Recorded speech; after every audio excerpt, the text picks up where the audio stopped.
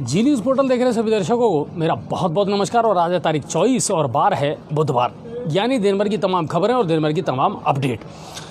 देखिए आज का जो दिन है ना 24 तारीख, उसका आपको भी बेताबी से इंतज़ार था और मुझे भी बेताबी से इंतज़ार था, क्योंकि गहलोत जी का खुलने वाला था पिटारा और खुला।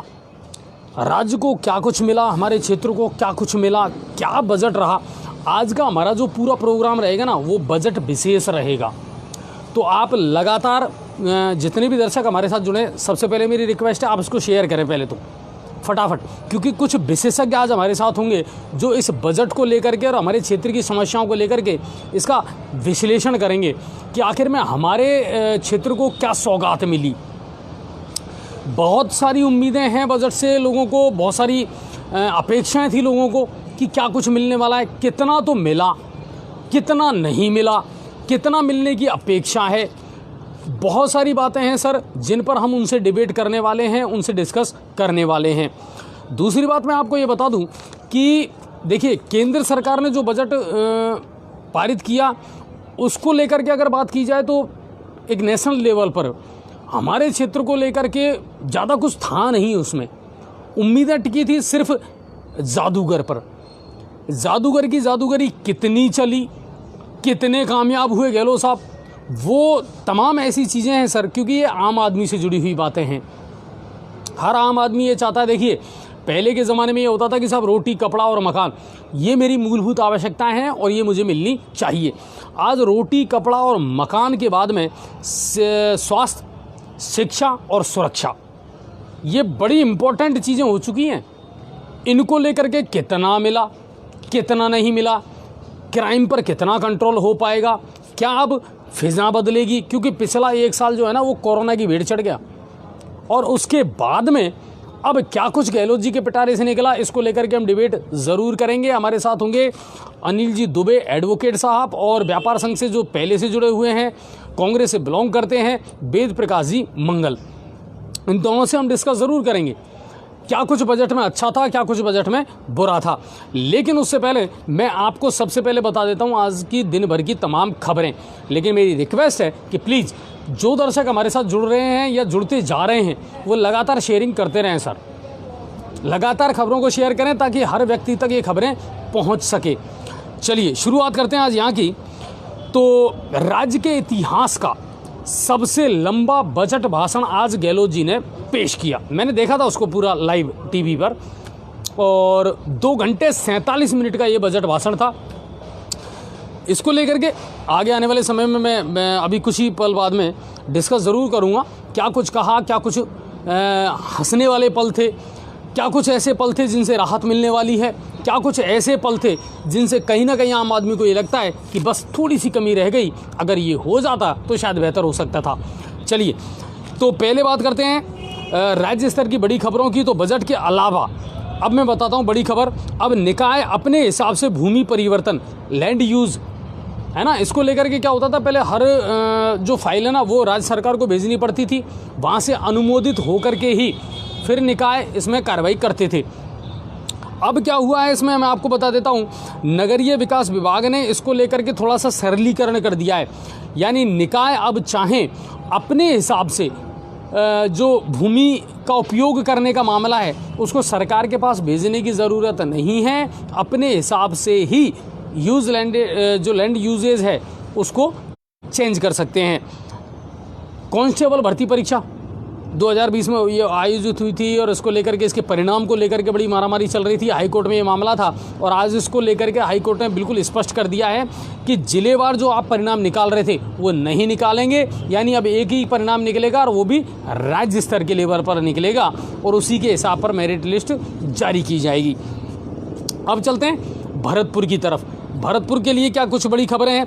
तो भरतपुर को बजट में मिली है बहुत सारी सौगातें, मिलनी थी साहब, और मिलनी इसलिए थी कि पूर्व मंत्री विश्वेंद्र सिंह वहाँ से बिलोंग करते हैं। सुभाष गर्ग जो हैं मंत्री वो वहाँ के प्रभारी हैं और वहाँ से बिलोंग करते हैं।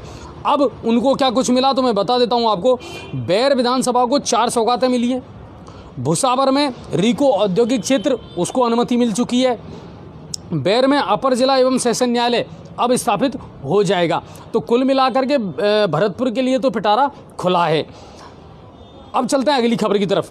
कामा के गांव टापरा में जमीनी विवाद को लेकर के लाठी बाटा और फायरिंग की एक सूचना हुई है, जिसमें 2 महिला सहित आधा दर्जन लोग घायल हुए हैं। कामा में से ही एक दूसरी खबर आई है। किन्नरों का मकान के ताले तोड़ करके और लाखों की चोरी का एक मामला सामने आया है।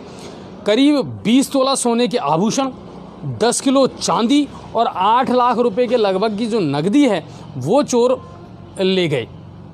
चौकीदार ने सूचना दी किन्नरों को। किन्नर उस समय क्या है कि मथुरा में एक इनका कोई आयोजन चल रहा था, वहाँ गए हुए थे, तो वहाँ पर नहीं थे। उनको सूचना दी गई और एक बड़ी चोरी की वारदात हुई है। भरतपुर से अगली खबर। 26 अप्रैल 2020 को एक 15 वर्षीय बालिका के साथ में हुआ था सामूहिक दुष्कर्म का मामला। एफआईआर दर्ज हुई है और लगातार पुलिस से गुहार लगाई जा रही थी, मगर आरोपी अभी भी पुलिस की गिरफ्त से हैं दूर। मथुरा में कल प्रियंका गांधी जी जो महासचिव है कांग्रेस की, उनका एक प्रोग्राम था और पीड़ित परिवार जाकर के मिला मथुरा प्रियंका गांधी जी से। प्रियंका जी ने सीधा फ़ोन किया सीएम को और सीएम ने फ़ोन किया वहाँ के एसपी, भरतपुर के एसपी जो है देवेंद्र बिश्नोई जी को, और उस फ़ोन के बाद पुलिस बेड़े में मच गया हड़कंप, खलबली मच गई और आरोपियों की तलाश में पुलिस ने जी जान से अब जुट चुकी है। 3 लोगों ने ये दुष्कर्म किया था और कुल मिलाकर के कि जल्द से जल्द इन आरोपियों की गिरफ्तारी की जाए, इसके साफ निर्देश दे दिए हैं सीएम गहलोत ने भी। अब चलते हैं धौलपुर की तरफ। धौलपुर से क्या कुछ बड़ी खबरें हैं। तो ऑपरेशन क्लीन स्वीप ये तो लगातार चल रहा है और एसपी जो है वहाँ के केसर सिंह जी वो लगातार इन कार्रवाइयों को अंजाम दे रहे हैं। उन्हीं के नेतृत्व में 5000 के इनामी बदमाश प्रबल प्रताप को आज पुलिस ने गिरफ्तार कर लिया। आरोपी सैंपऊ कस्बे में फायरिंग के मामले में वांछित था, फरार चल रहा था और महादेव मंदिर तिराहे से इसको सैंपऊ थाना प्रभारी जो है परमजीत जी पटेल, उनकी टीम ने गिरफ्तार करने में कामयाबी हासिल की है। करौली से आई बड़ी चौंकाने वाली खबर। एसीबी का पंजा चला गुडाचंद्र जी में। कैसे चला वो मैं आपको बताता हूँ। दरअसल क्या है कि ये जो पूरा मामला था ये था मॉडल स्कूल गुडाचंद्र जी का। इस मामले में प्रिंसिपल को भी गिरफ्तार किया गया है और पुस्तकालय के जो अध्यक्ष हैं लाइब्रेरियन, उनको भी एसीबी ने ट्रैप किया है रिश्वत लेते हुए। दरअसल भवन निर्माण के बाद में ठेकेदार को जो वेरिफिकेशन करना होता है उसकी एवज में 1 लाख रुपए की रिश्वत मांगी गई थी ठेकेदार से और प्रिंसिपल राजेश मीणा और पुस्तकालय अध्यक्ष धर्म सिंह मीणा, उन दोनों को ट्रैप किया है।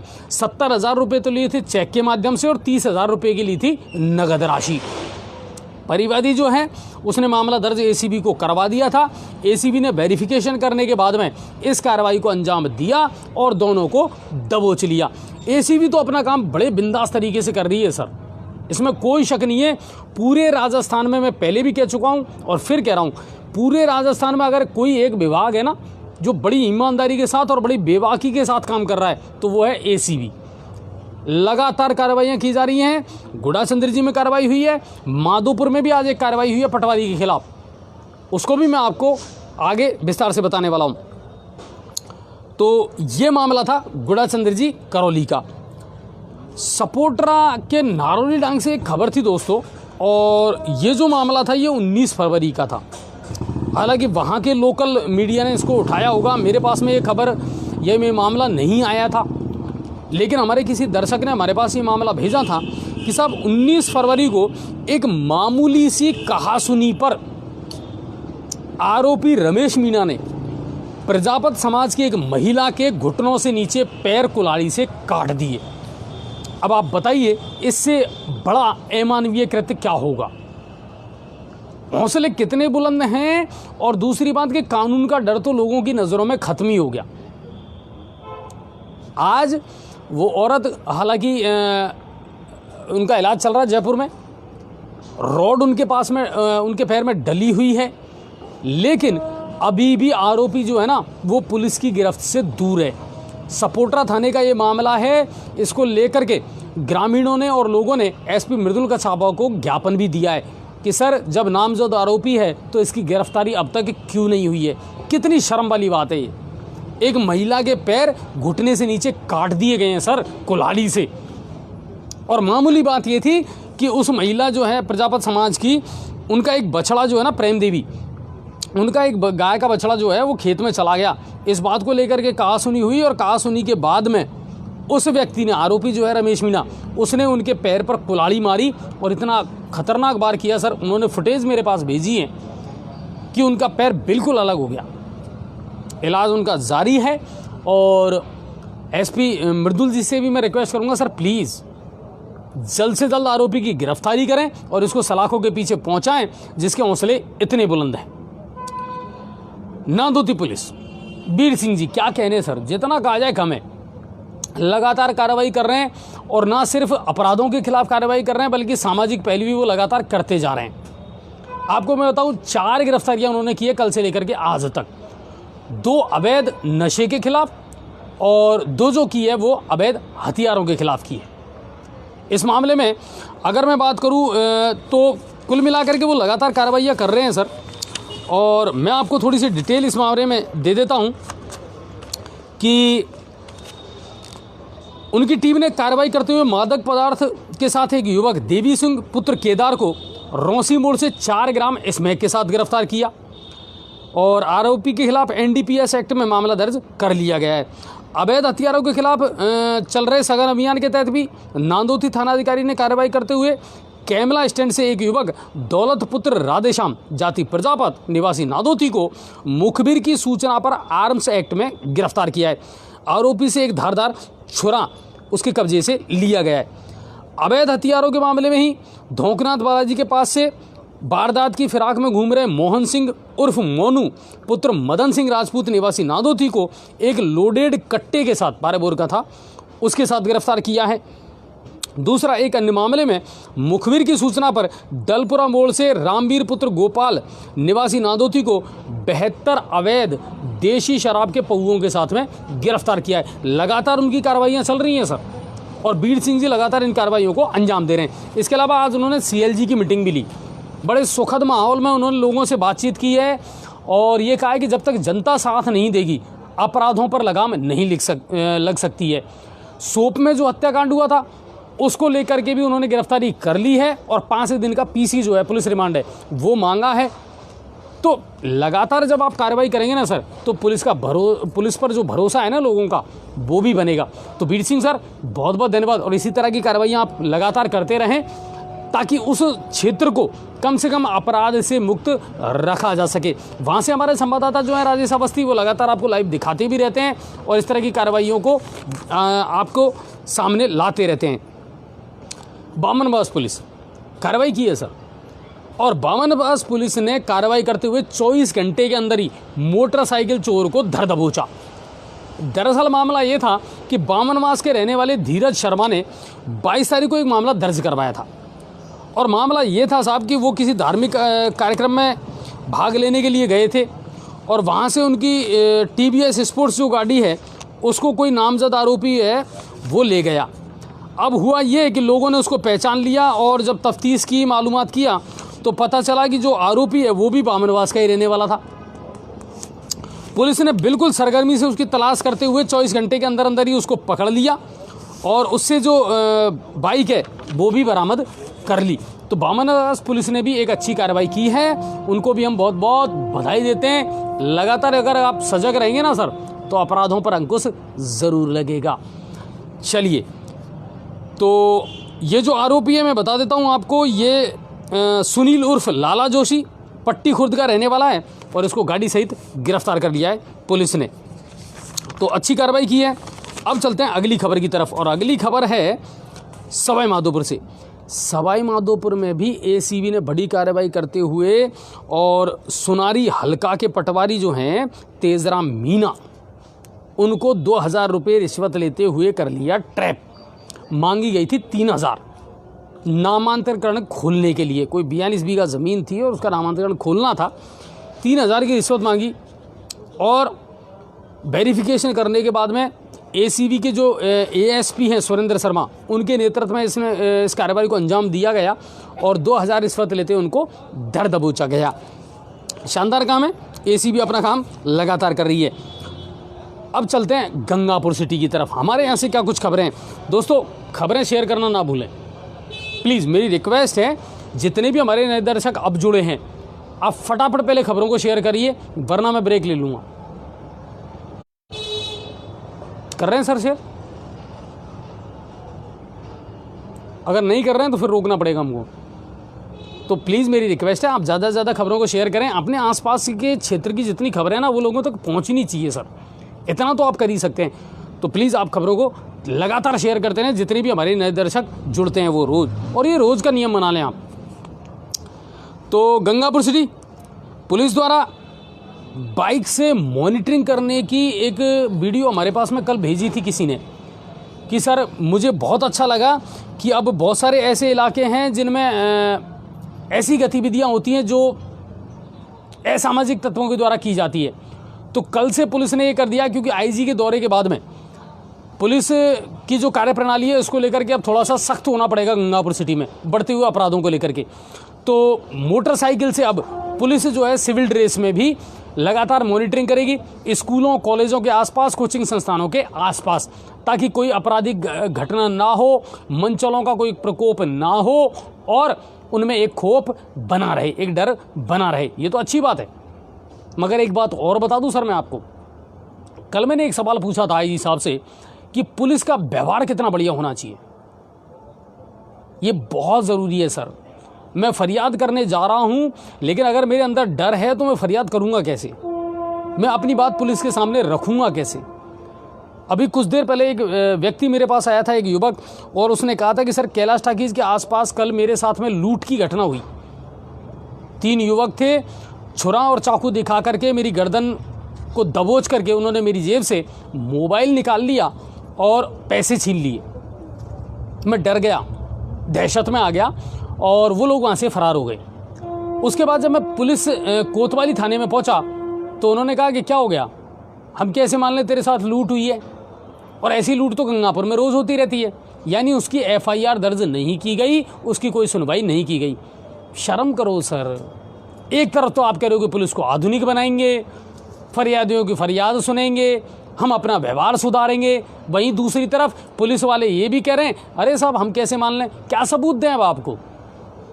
क्या चाहिए आपको? किसी को शौक नहीं आता सर कि आपके जाकर के वहाँ दरवाज़ा देखें। कोई नहीं आना चाहता पुलिस स्टेशन में। मेरे साथ कुछ हुआ है तभी तो मैं आया हूँ आपके पास में।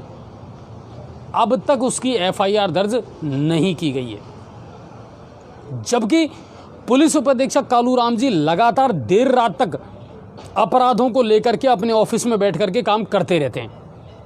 मैं खुद इसका आई विटनेस हूँ सर।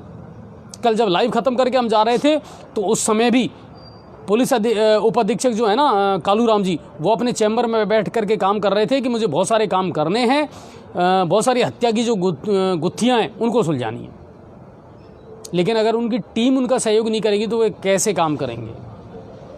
फरियादों की फरियाद सुननी पड़ेगी आपको। कल आईजी साहब ने भी बिल्कुल साफ निर्देश दिए हैं।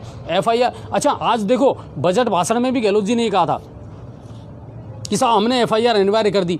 कौन सी कर दी साहब? कौन से धरातल पर कर दी? ये समझ नहीं आ रहा। गंगापुर सिटी पुलिस स्टेशन में तो पुलिस वाले जो है ना वो सबसे पहले सबूत मांगते हैं।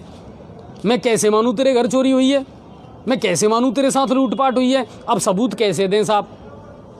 एक ही तरीका हो सकता है कि जो व्यक्ति लूटपाट कर रहा है उसका वीडियो बनाओ। भाई साहब आप लूटो, मैं वीडियो बनाता हूँ। आपको सुननी चाहिए गंभीरता के साथ में। अगर वहाँ लूटपाट हुई है, जगह पर जाना चाहिए, CCTV फुटेज हैं तो खंगालने चाहिए। दूध का दूध और पानी का पानी होना चाहिए। तो ये जो तरीका है ना, ये बदलना पड़ेगा सर। ये नहीं चलेगा। पुलिस को अपना व्यवहार सुधारना पड़ेगा। कल जी न्यूज़ पोर्टल ने भी सबसे बड़ा सवाल खमेसरा जी से यही पूछा था कि सर पुलिस को अपना व्यवहार सुधारना पड़ेगा। आमजन में विश्वास और अपराधियों में डर है ना, इस नारे को कहीं ना कहीं, इस ध्येय वाक्य को कहीं ना कहीं आपको सही साबित करना पड़ेगा, वरना काम नहीं चलेगा। चलिए अब बढ़ते हैं अगली खबर की तरफ। वार्ड नंबर 23 से आज हमारे पास किसी ने एक वीडियो भेजा था, और वीडियो ये था साहब कि सफाई करवाई जा रही है वार्ड नंबर 23 में। बहुत अच्छी बात है, सफाई होनी चाहिए, मगर बच्चों के द्वारा सफाई करवाई जा रही है। मामला तो है, इश्यू तो है कि आखिर एक बाढ़ में बच्चों का यूज़ कैसे किया जा रहा है सफाई के दौरान। तो वहाँ से हमारे पास में वीडियो भेजा था, इसको लेकर के हम सभापति महोदय से सवाल जवाब ज़रूर करेंगे सर। और सबसे पहले तो वहाँ का जो सफाई प्रभारी है उससे सवाल जवाब ज़रूर करेंगे कि बच्चों के द्वारा सफाई क्यों करवाई जा रही है।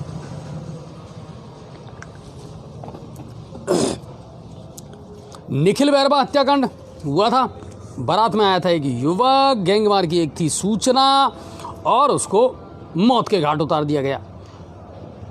ये खबर कल की है वैसे, लेकिन मैं कल शायद नहीं कह पाया। इस मामले में 3 आरोपियों को पुलिस ने गिरफ्तार कर लिया है। बहुत बहुत धन्यवाद। और सबसे बड़ी बात है, एएसपी हिमांशु जी हैं या एसपी सुधीर जी हैं, वृत्त अधिकारी हमारे कालूराम जी हैं, ये अपने हिसाब से, अपने जज्बातों के हिसाब से, अपने जज्बे के साथ में काम तो कर रहे हैं, उनकी टीम भी काम कर रही है कि लगातार धरपकड़ चल तो रही है। मगर जो छोटे स्तर पर फरियादी हैं, इनको लेकर के कहीं ना कहीं अब आपको एक पॉलिसी बनानी पड़ेगी, पुलिस वालों को सख्त करना पड़ेगा कि सर जो भी व्यक्ति फरियाद लेकर के आ रहा है उसकी फरियाद तो आपको सुननी पड़ेगी। एक चीज़ और आई मेरे सामने, 2-3 दिन पहले मैंने एक लाइव चलाया था नई अनाज मंडी से। नई सरसों की आवक अब मंडी में होने लगी है और किसान अपनी सरसों लेकर के आ रहा है। एमएसपी हालांकि 4400 है, लेकिन मंडी में क्वालिटी के हिसाब से सरसों के जो दाम है वो 5500 से लेकर के 6000 तक मिल रहे हैं। आज हमारे एक किसान ने हमें बावनवाद से फ़ोन करा था कि सर नई अनाज मंडी में थोड़ी सी अनियमितता चल रही है, एक ही चीज़ एक ही क्वालिटी, लेकिन उसके बावजूद कुछ किसानों को तो मिल रहे हैं 4000 रुपये और कुछ को मिल रहे हैं उसी के 5600 रुपये। ऐसा क्यों? दूसरी बात, व्यापारी फोर्स डालते हैं हमारे यहाँ बेचने के लिए और कहीं दूसरी जगह जाने नहीं देते। आज इसको लेकर के मैंने बातचीत की है और कुछ व्यापारियों से, और ये चीज़ निकल करके सामने आई है कि सर ये चीज़ें डिपेंड करती है मॉइस्चर पर, सरसों में कितनी नमी है उसी हिसाब से जो है रेट लगाई जाती है, पैसा लगाया जाता है। ये जो सिलसिला है ये आने वाले महीने 15 दिन तो रहेगा। उसके बाद में जब नमी कम हो जाएगी तो शायद कहीं ना कहीं किसानों को एक अच्छी रेट मिलने लगेगी। तो देखना पड़ेगा क्या मामला है और कल कोशिश करेंगे कि इसको करीब से जाकर के देखा जाए कि सर इसमें कितनी अनियमितता है और जो किसानों को भाव मिल रहा है उसमें डिफरेंसेस कितना है, ज़रूर देखेंगे। अब चलते हैं अगली खबर की तरफ और कल डीआरएम करेंगे गंगापुर रेलखंड का निरीक्षण, उस पर हमारी नज़र बनी रहेगी। शाम को एक मेरे पास और खबर आई, रेलवे स्टेशन पर सर्वर हो गया खराब, 4 बजे से यात्रियों को उठाने पड़ी भारी परेशानी। ठीक है साहब, अब पुलिस स्टेशन अधीक्षक जो हैं वो लगातार इसकी मॉनिटरिंग भी कर रहे थे। वो ये चाह रहे थे कि साहब जल्द से जल्द ये समस्या समाधान हो जाए, मगर अब सर्वर तो सर्वर है साहब, क्या करें। कई बार हमारा ही नेट छोड़ जाता है, 4G का दावे करने वाली कंपनियां 2G की भी स्पीड नहीं दे पा रही हैं, तो कैसे करें। तो सर्वर की प्रॉब्लम ज़रूर आई थी यात्रियों को। अब बात करते हैं बजट को लेकर के विशेष, क्या कुछ बजट में था, क्या कुछ नहीं था। लेकिन उससे पहले मैं बात करूंगा, अच्छा एक चीज़ और बता दूं दोस्तों, बजट आज पेश हुआ, लोगों की उम्मीदें थी बहुत अच्छी है, और इस बजट के बारे में सबसे ज़्यादा अगर कोई हमारे क्षेत्र के बारे में बता सकता था तो वो बता सकते हैं हमारे स्थानीय विधायक रामकेश जी मीणा साहब। अब बताइए आप और कौन बताएगा, वही तो बता सकते हैं। तो आज मैंने बजट पर प्रतिक्रिया जानने के लिए कुछ देर पहले फ़ोन किया विधायक रामकेश मीणा जी को कि सर आप अपने विचार व्यक्त करें, हमारे लिए बजट कितना अच्छा रहा, कितना बुरा रहा, क्या कुछ हमारे क्षेत्र को सौगातें मिली। बड़े अफसोस की बात है सर कि जब मैंने उनको फ़ोन किया, मेरे पास रिकॉर्डिंग है सर बिल्कुल, और पूरे दावे के साथ मैं इस बात को कह रहा हूँ, उन्होंने मुझसे जो कहा वो अगर आप रिकॉर्डिंग सुनेंगे तो एक सभ्य आदमी शायद उसको कभी भी बर्दाश्त नहीं करेगा। उन्होंने मुझसे कहा फालतू बात मत कर, फ़ोन रख। क्लियर कह रहा हूँ मैं ये बात, और बहुत दुखी मन से कह रहा हूँ सर। ये आप अगर उस रिकॉर्डिंग को सुनेंगे, उस ऑडियो को सुनेंगे, मैंने उनको प्रणाम किया और मैंने कहा सर आज की जो बजट पेश हुआ था उस पर आपकी प्रतिक्रिया मैं जानना चाहूँगा लाइव पर। और उन्होंने मुझसे यही कहा कि फालतू की बात मत करो, आप फ़ोन रखो। तो फिर हम कैसे बात करें, किससे बात करें? यहाँ तो जो फरियादी है ना वही पता नहीं किस मुगालते में है, किस गलतफहमी में है। सर, ये जनता अगर फर्श से अर्श पर बैठाना जानती है ना, तो आपको अर्श से फर्श पर लाना भी जानती है। ये जवाब हमें जमा नहीं। फिर मैंने बात की पूर्व विधायक मान सिंह जी से, तो अब भी हम उनसे बात करेंगे और मैं बिल्कुल पूरे दावे के साथ उनसे बात करूंगा, क्योंकि मेरा फ़र्ज़ था कि मैंने पहले वर्तमान विधायक से बात की है और उसके बाद पूर्व विधायक से बात की है। तो आप ये नहीं कह सकते कि जी न्यूज़ पोर्टल पार्शियलिटी करता है, पक्षपात करता है। कोई पक्षपात नहीं है। मैंने वर्तमान विधायक से बात करने की कोशिश की है और ना सिर्फ आज की है, अब से पहले बहुत बार की है सर। और जो रिएक्शन उनका मिलता है ना, वो क्षुब्ध करता है, हमें दुखी करता है कि आखिर आप क्यों नहीं जनता के बीच आना चाह रहे।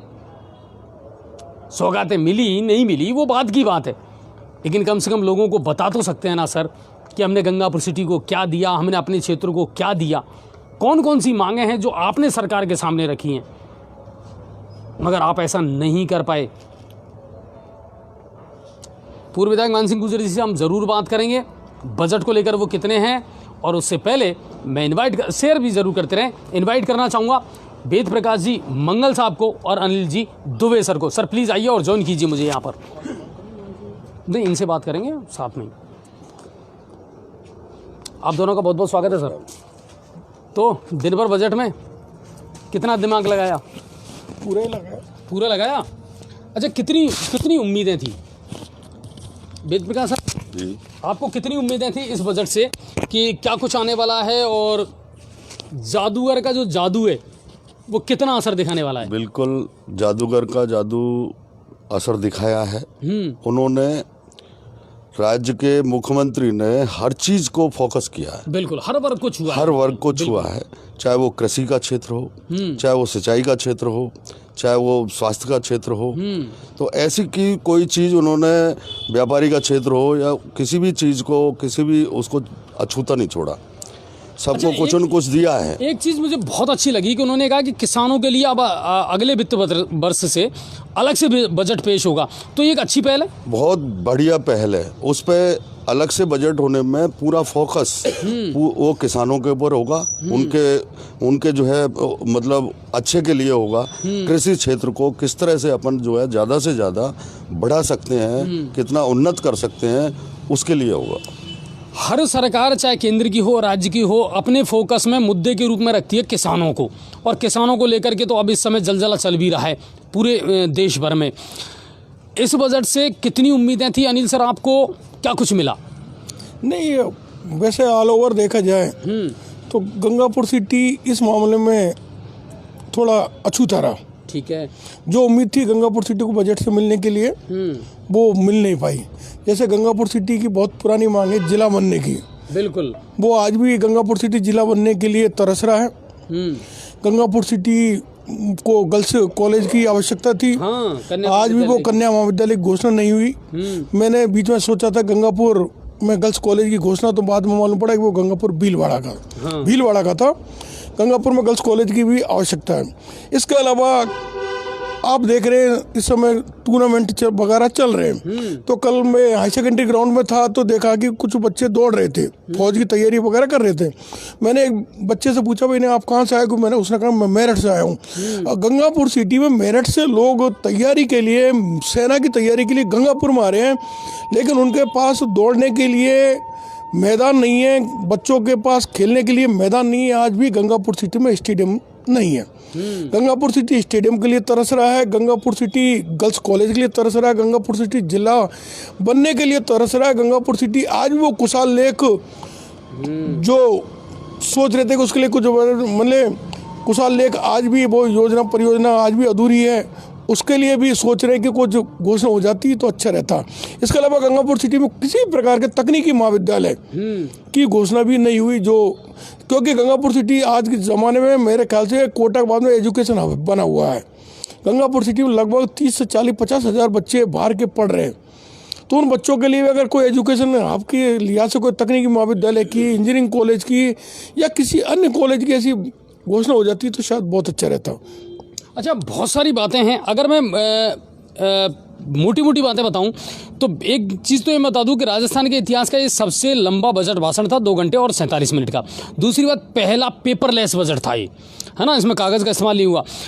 बिजली के बिल 2 माह में आएंगे, रात वाली खबर है, क्योंकि लगातार लोग भी मांग कर रहे थे। वो किसानों के लिए बहुत अच्छी पहल है। नहीं सभी के लिए, वो किसानों के सभी लिए का नहीं है, निम्न स्तर के जो बिलिंग है हाँ, वो मध्यम सबके वर्गीय लिए, और परिवार है, उद्योग और उनके लिए तो 15 दिन में भी आते हैं बिल बिजली के। बिल्कुल, वो कॉमर्शियल है। कॉमर्शियल है।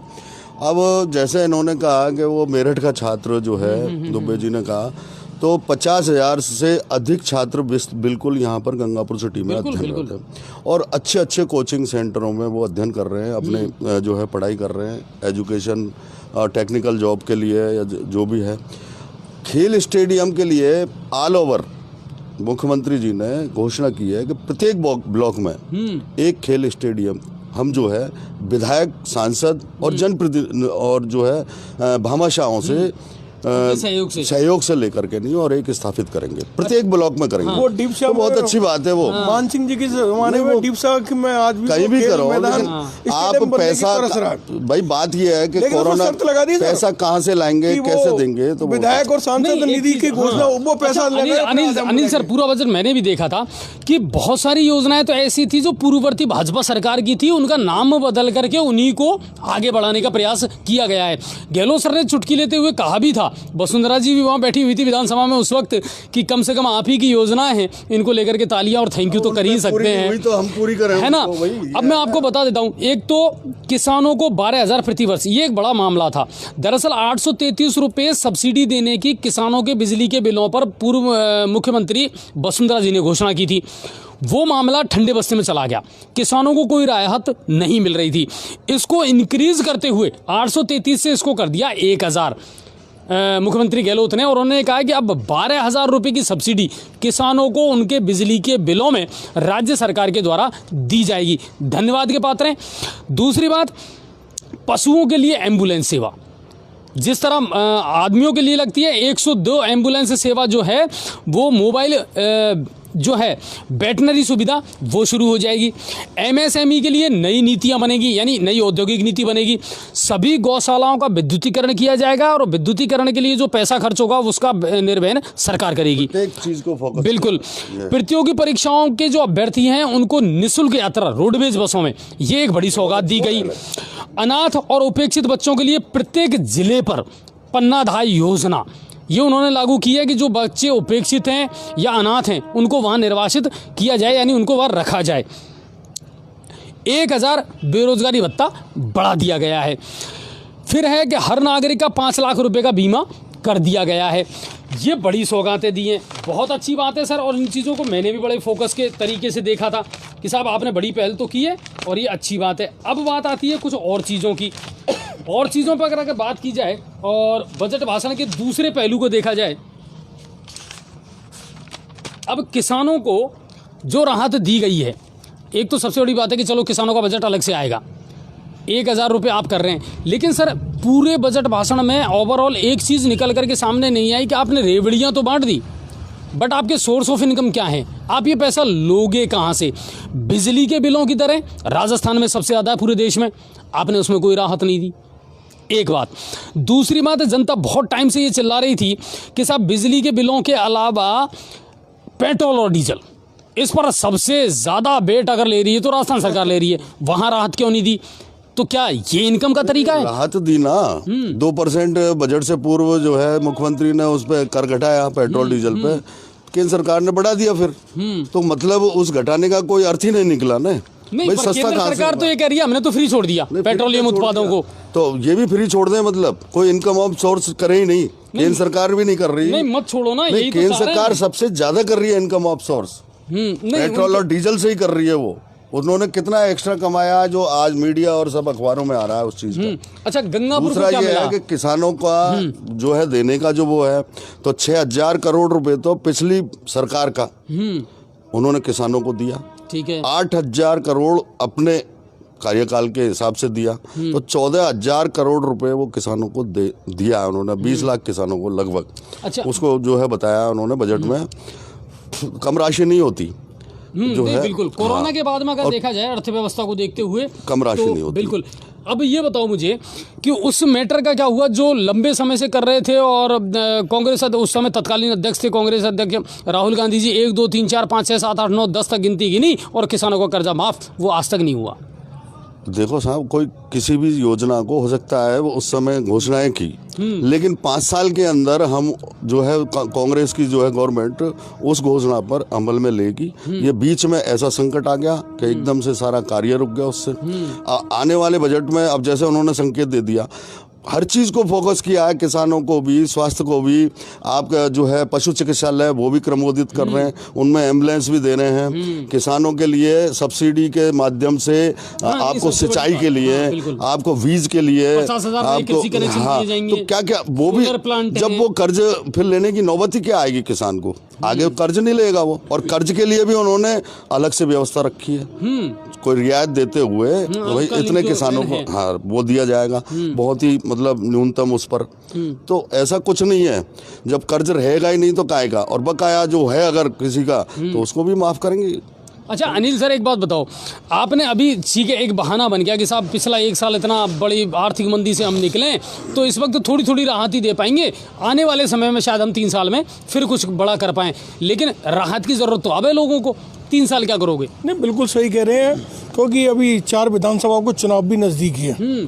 अच्छा एक चीज और, बिल्कुल मैं थोड़ा सा रोकना चाहूंगा, केंद्र ने तो 4 विधानसभाओं को चुनाव, 4 विधानसभाओं को चुनाव नजदीक हैं। केंद्र ने तो बजट में अभी तक कुछ दिया ही नहीं। केंद्र ने तो ऐसा गोलमोल बजट पेश किया है कि लोगों की आज तक समझ में नहीं आ रहा कि उस बजट का मतलब क्या है। अनिल सर, 4 विधानसभाओं को चुनाव नजदीक है, इसके अलावा पैसा तो केंद्र से ही आ जाता बजट में। दूसरा, राज्य सरकार के पास है जो पेट्रोल डीजल है, मान लीजिएगा केंद्र ने महंगा कर रखा है, लेकिन सरकार जो 32%, 30%, 40% टैक्स लगा रखा है, यदि सरकार उसको भी कम कर दे तो आज पेट्रोल 60-65 रुपये लीटर करीब आराम से कम मिल सकता है।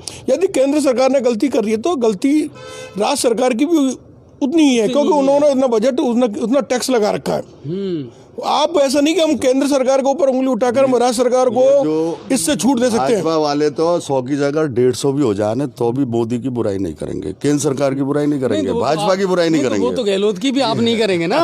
वो तो वही बात है, अगर कोई बात है तो उनको भी कहनी पड़ेगी। बड़ा अच्छा लगा आज जब उन्होंने कहा कि अगर हमारे बजट में आपको कोई खामियां नजर आती हैं तो बेशक आप हमें बताएं, लेकिन कुल मिलाकर के ये है कि अच्छी योजनाओं के लिए कम से कम बैठ करके सदन में तालियां तो बजाएं। उन्होंने छोड़ा ही नहीं, किसी भी चीज पे आलोचना की जा सके उसके लिए उन्होंने। अब इनका और नहीं तो कुछ एक ही चीज आ गई कि ये इतनी घोषणाएं कर दी, तो पैसा कहाँ से लाएंगे? अरे लाएंगे भाई, हम कहाँ से लाएंगे ये आपको बताएं हम कि हम कहाँ से लाएंगे, कैसे लाएंगे, है सोच करके ही तो बजट बनाया है, उस पर पूरी थिंकिंग की है। इसके बाद वहां पर पूरी टीम बैठ करके और उन्होंने वो जादूगर है तो लाएगा वो कहीं न कहीं से। जादू चल गया। आप केंद्र से कोई एक ही योजना बता दो इस प्रकार की। गंगा भाई हम नहीं, कमी तो देखा जाए तो गंगा भाई, मैं अपने क्षेत्र के बारे में ज़्यादा कहूँगा, मेरा क्षेत्र इससे अछूत रहा, क्योंकि मेरा मैं सोचता था कि क्योंकि ये सरकार है ना अल्पमत में टिकी हुई है, और हमारे विधायक साहब ने इनको सबसे पहले जो समर्थन दिया था पूरे राजस्थान में, तो सबसे पहले विधायक साहब ने घोषणा की थी मैं इनको गहलोत जी को समर्थन दूंगा, और इन्हीं के प्रयास से ये मुख्यमंत्री भी बनने में कहते हैं बहुत बड़ा योगदान रहा। तो हम ये सोच रहे थे कि इनके अगर बहुत कुछ इनके सरकार इनका सहयोग जो उन्होंने दिया है उसकी वजह से गंगापुर सिटी को बहुत कुछ योजनाएं मिलेंगी, बहुत कुछ घोषणाएं मिलेंगी, लेकिन वो शायद बहुत ज्यादा निराशा हुई। एक चीज लेकिन मैं जैसे इन्होंने कहा कि मैं बीजेपी कांग्रेस से ऊपर उठ के बात करता हूँ, मैं सरकार की यहाँ एक चीज़ के लिए प्रशंसा करूँगा कि उन्होंने हमारे एडवोकेट्स के लिए एक गंगापुर सिटी में एडीजे कोर्ट नंबर 2 खोलने की घोषणा की है। मैं सरकार का इस बात के लिए आभारी हूँ, और ये हमारे अधिवक्ताओं के लिए। इसके अलावा 10 करोड़ रुपए उन्होंने अधिवक्ता वेलफेयर फंड में भी दिए हैं। सरकार का एक कदम बहुत सराहनीय है। ये कह रहे हैं हम अच्छे काम के लिए हम लोग सरकार की तारीफ करेंगे, ही कहना पड़ेगा। और इसके अलावा हम ये चाहते हैं, सरकार से मांग करते हैं कि अधिवक्ताओं के लिए जिस प्रकार से पत्रकारों को टोल वगैरह में मुक्त मिलती है, ऐसे अधिवक्ताओं के लिए भी टोल टैक्स से छूट मिले। इसके अलावा विधायक साहब से भी ये है और सरकार से निवेदन है कि उपभोक्ता कोर्ट जो कैंप कोर्ट गंगापुर में लगता है, कि वो गंगापुर सिटी में स्थायी उपभोक्ता अच्छा, एक ये फास्ट ट्रैक वाला जो मामला है, नहीं उपभोक्ता उपभोक्ता सवाई माधोपुर में बैठते हैं वो आजकल वो उसके वहाँ जाना पड़ता है। गंगापुर सिटी में केवल उसका कैंप कोड लगता है। हमारी सरकार से मांग है और विधायक साहब भी अगर इसको देख रहे हैं तो गंगापुर सिटी में उपभोक्ता का गंगापुर में स्थायी कैंप कोड लगाया जाए। चलिए अच्छा, विकास के लिए सर ऐसा है कि जैसे कि कुछ यहाँ इलाके को नहीं दिया, जैसे अब ये कि ये आरओबी दिया है, आरओबी। हाँ, मैं आपको बता दूं कि आज है ना बजट में जो घोषणा हुई है उसमें गंगापुर सिटी के लिए कि आरओबी रेलवे ओवरब्रिज उसकी घोषणा की गई है। लेकिन समस्या ये है, अच्छा मेरी एक निवेदन और है दोस्तों, फटाफट आप ज़्यादा से ज़्यादा खबरों को शेयर करते रहें, लगातार शेयर करते रहें, क्योंकि बड़ी दिलचस्प तरीके से ये डिबेट चल रही है और उम्मीद ये करते हैं कि बहुत सारी चीज़ें हैं ना वो आपके नज़रिए से भी स्पष्ट हो जाएगी कि क्या कुछ हमारे क्षेत्र को मिला है। अच्छा, आप जो कह रहे थे आरओबी, उसको लेकर के स्पष्ट कुछ नहीं हुआ, क्योंकि 2-3 तरह की मांगें चल रही थी। महूकला अंडरपास है, वो भी बिल्कुल बहुत लंबे समय से मांग चल रही थी, बल्कि विधायक ने तो पहले उद्घाटन भी कर दिया था। करौली वाला है, महूकला की जो मांग है ना वो वास्तव में वाजिब है, क्योंकि मैंने कई ऐसी घटनाएं देखी हैं कि किसी का एक अकेला बच्चा इस अकाल मृत्यु को प्राप्त किया।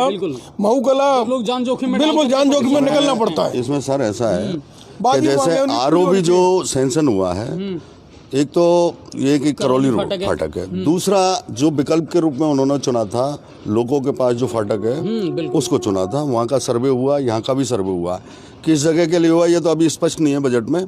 दूसरा ये है कि जो यहाँ का हमारे रेल विकास समिति की ओर से ये जो अंडरपास है ना, ये राज्य गवर्नमेंट ने भी मंजूर कर रखा है, राज्य की तरफ से भी वाजिब मांग है, राज्य की तरफ से नहीं बनेगा तो हम इसको रेल मंत्रालय बनाएगा, रेलवे बोर्ड बनाएगा और इसमें हमारी कार्रवाई पूरी चल रही है। हमने जवाब मांगा है कि कितनी मौतें हुई हैं यहाँ, कितनी कैजुअल्टी हुई हैं और उनके जिम्मेदार कौन है। बिल्कुल, रेलवे बोर्ड जिम्मेदार है या नहीं, रेलवे प्रशासन जिम्मेदार है नहीं, या आम नागरिक को आप रोड क्रॉसिंग के लिए क्या सुविधाएं दे रहे हैं। तो ऐसा नहीं है कुछ भी।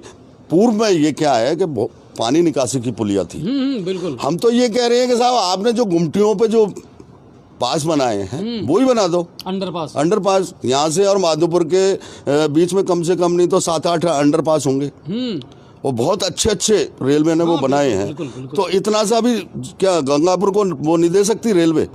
और अभी DRM आ रहे हैं, इसके बाद GM आ रहे हैं, तो हम उनसे भी जो है इसकी एक्वायरमेंट रखेंगे कि आप क्यों नहीं बना रहे हैं इस पर, आप बताइए आपको क्या परेशानी है।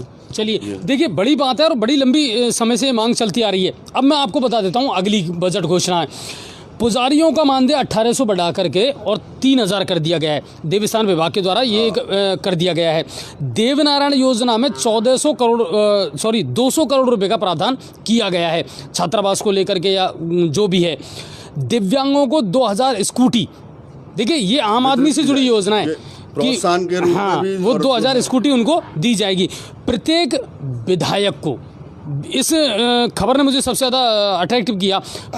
हाँ नहीं, प्रत्येक विधायक को 40 हैंडपंप और 10 ट्यूबवेल उसकी विधानसभा क्षेत्र में वो कहीं भी स्वीकृत कर सकता है, यानी वो 40 हैंडपंप कहीं भी लगवा सकता है और एक 10 ट्यूबवेल। गहलोत सरकार की पहले से भी योजना, हाँ पूर्व सरकार बिल्कुल।